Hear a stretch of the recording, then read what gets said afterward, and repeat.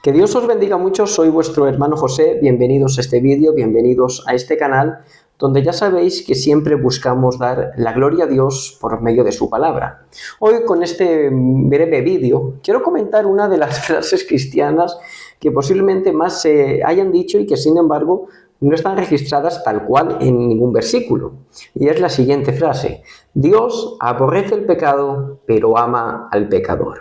Esta frase, como digo, ha sonado cientos y cientos de veces y miles de veces entre cristianos como si fuera un versículo, pero que la realidad es que no es un versículo. Esa frase tal cual no está en ningún lugar de las Escrituras. Pero que no esté el texto quiere decir que el concepto de lo que esa frase quiere decir no esté. Eso es lo que vamos a ver hoy con este vídeo. Porque cuando se dice esa frase surgen, como es evidente, dos posicionamientos respecto a ella. Por un lado estamos los arminianos, los cuales decimos que esa frase expresa una realidad de las Escrituras, y por otro lado aparecen los calvinistas que dicen que no, que esa frase es, incluso he llegado a escuchar a un hermano que para mí es de mis predicadores favoritos, como es Paul Weiser, decir que esa frase es una herejía. Pero realmente cuando los calvinistas dicen esta frase, ¿lo dicen realmente porque tienen textos que apoyen eso? ¿O porque es una causa lógica dentro de su propio sistema? Esto es algo que vamos a ver. Porque uno de los textos que nuestros hermanos calvinistas más han utilizado para defender que esta frase está diciendo una mentira, o incluso algunos te dirán una herejía, como Paul Weiser, es el Salmo 11, versículo 5. Es un salmo que contiene una oración que la encontramos en varios otros salmos y en varios lugares del Antiguo Testamento. Como digo, el Salmo capítulo 11, versículo 5 dice: Jehová prueba al justo, pero al malo y al que ama la violencia su alma los aborrece. Ellos de normal toman este texto y dicen, ¿veis? Dios aborrece, Dios, o porque también esa misma palabra que se utiliza para aborrece se puede traducir directamente también como odia. Dios odia al pecador, y si Dios odia al pecador es porque no lo ama, porque amar es lo contrario a odiar. Esta es la resolución a la que suelen llegar nuestros hermanos calvinistas.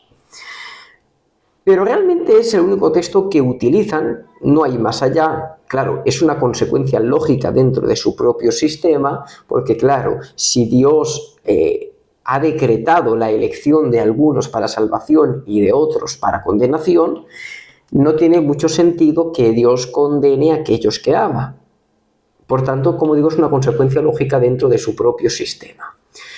Hablando del texto del Salmo 11.5, claro, a los arminianos deberíamos hacernos la siguiente pregunta. Si nosotros decimos que Dios ama al pecador, ¿cómo puede ser que este texto diga que Dios los aborrece, que Dios los odia?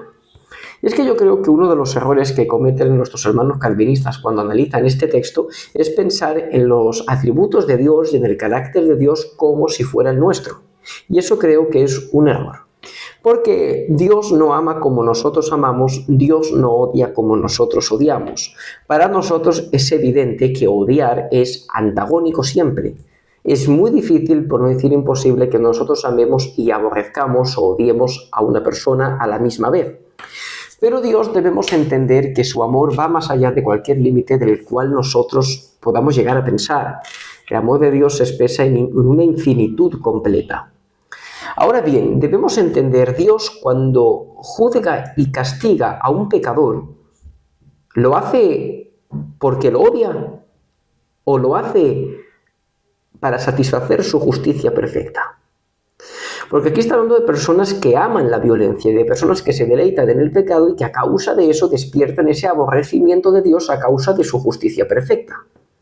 Porque Dios no simplemente odia a alguien, iría en contra de su propio carácter, sino que a causa de su justicia perfecta, todos aquellos que se deleitan de la maldad están bajo su juicio. Ahora bien, ¿puede al mismo tiempo Dios amarlos de una manera que Él desea que esas personas vengan al arrepentimiento? Por supuesto que sí. Y esto lo vemos en el Nuevo Testamento, que de hecho Para sostener la postura, como ahora veremos, nuestros hermanos calvinistas han tenido que hacer un poquito de trampas y torcer algunas palabras en algunos textos de las Escrituras y apartarlas de su significado real, como es, por ejemplo, el famoso texto de Juan 3:16. Porque de tal manera amó Dios al mundo que ha dado su Hijo unigénito para que todo aquel que en él crea no se pierda, mas tenga vida eterna. Aquí, claro, ¿a quién ha amado Dios? ¿Al mundo? ¿A una parte? No, a todo el mundo. Y a todo el mundo le ha mandado esa provisión de gracia que es nada más y nada menos que su Hijo, entregado en la cruz del Calvario para pagar por nuestros pecados. ¿Por los de los escogidos? No, por los del mundo. Por los de todo el mundo. Aquí nuestros hermanos calvinistas, como digo, se hacen un poco de trampas al solitario y dicen lo de, no, es que cuando habla de mundo no está hablando de todas las personas, sino que está hablando solamente de los elegidos, que a diferencia que en el antiguo pacto, donde solamente los escogidos eran del pueblo de Israel, ahora se ha traspasado toda barrera cultural y por eso dice todo el mundo, pero ese mundo del que habla son solo los escogidos.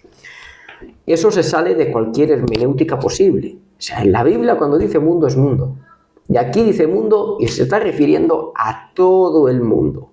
Y no hay ninguna interpretación posible que pueda hacer referencia a que ese mundo hace referencia solamente a ciertos escogidos para salvación. ¿De acuerdo?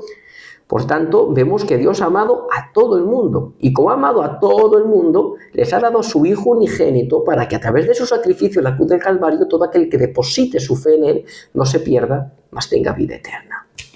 Ahora bien, vamos a otro texto para mí bastante clave que sería Romanos 5:8. Dice, Dios demuestra su amor por nosotros en esto, en que cuando todavía nosotros éramos pecadores, Cristo murió por nosotros. Ahora bien, si Cristo, Dios lo entrega por amor, ¿vale? Cristo lo entrega por amor. Y ahora dice que Cristo se entrega aun cuando nosotros éramos todavía pecadores. Luego, por lógica, yo a mis hermanos calvinistas les haría la siguiente pregunta. Si Dios aborrece a todo aquel que está en pecado, ¿cómo puede ser que a la vez demuestre su amor por él, muriendo por él en la cruz del Calvario? Sería algo bastante ilógico dentro de su propio sistema. Luego, si entendemos que nosotros hubo un día que fuimos pecadores, que fue tal cual, y aun siendo lo que éramos, Cristo vino a nuestro encuentro y nos mostró su amor infinito cuando todavía nosotros éramos pecadores, debemos entender que sí, que Dios ama al pecador.